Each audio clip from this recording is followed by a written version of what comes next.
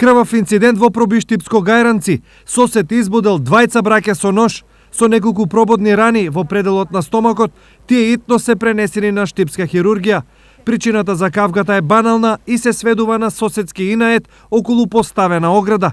Напаѓачот најнапред видел дека оградата му е срушена, па како виновници ги осомночил браќата, па за реванш им го искршил ветробранското стакло од колата, стои во полицискиот извештај.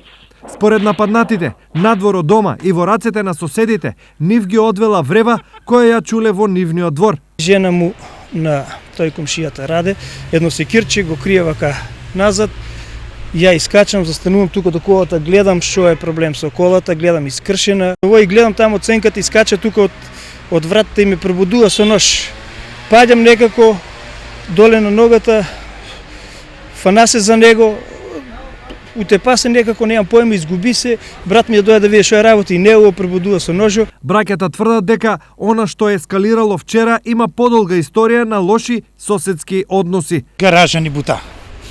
Имаме сенка направена тоа, не знам кој се вика сега.